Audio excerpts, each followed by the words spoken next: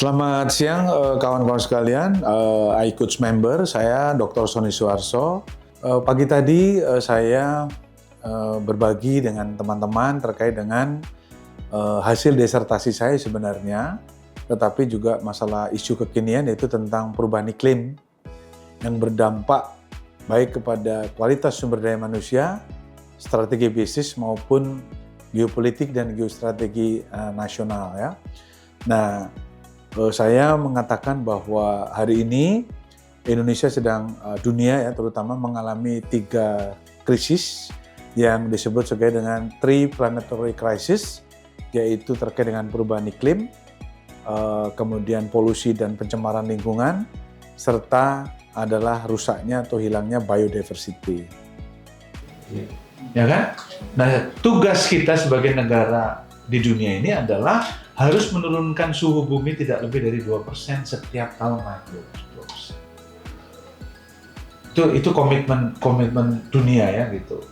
Oleh karena itu saya mengajak kepada kawan-kawan iCoach member di bawah kepemimpinan Pak Andrew Tani untuk bagaimana kita membantu pemerintah, khususnya pemerintahan Presiden Prabowo yang dengan asta citanya maupun di dalam 7 program prioritas yang berjanji untuk melestarikan lingkungan hidup.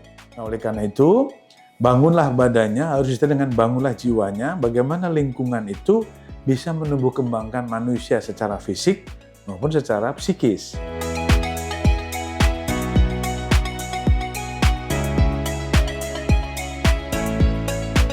Hai, selamat siang. Saya iCoach Tari. Nah, hari ini saya diundang oleh iCoach Channel untuk hadir dalam acara Temu Cendekiawan. Dari judulnya aja udah kayaknya sesuatu banget ya, kumpulnya cendekiawan. Nah, topik hari ini agak berbeda dari sesi-sesi yang pernah saya datangi di tempat lain, yaitu saya buka contekan dulu ya. Jadi topiknya itu adalah perubahan iklim dan perdagangan karbon, implikasinya terhadap ekologis dan SDM masa depan.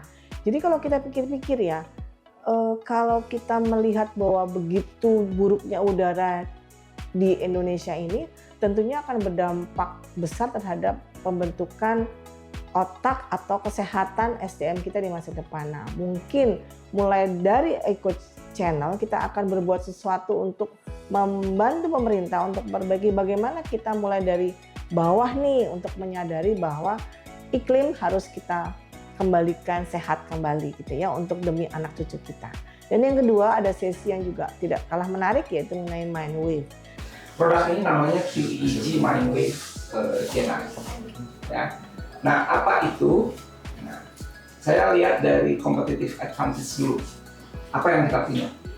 Yang kita punya dibandingkan dengan provider lain yang ada di Indonesia, satu, credentialnya itu operasinya sistem ngejalanin alatnya itu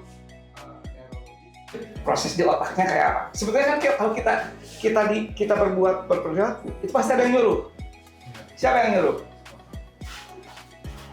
Jadi kalau ininya kita tahu prosesnya, ini kita bisa predik Pak, gitu ya. Nah, gimana cara kerjanya? Kita kasih coaching sampai mabok nggak akan bisa. Coachnya. Iya. Tanya apa yang ditanya? Nggak bisa. Jawabnya gimana?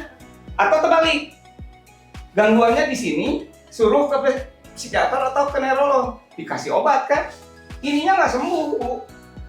Jadi ternyata ada hal juga yang saya tidak ketahui sebelumnya, yaitu fungsi-fungsi otak yang begitu banyaknya, ya, yang bisa mempengaruhi perilaku kita sehari-hari. Dengan Mindwave kita mungkin lebih memahami apa bagian mana yang perlu kita perbaiki dan bagian mana yang sudah baik.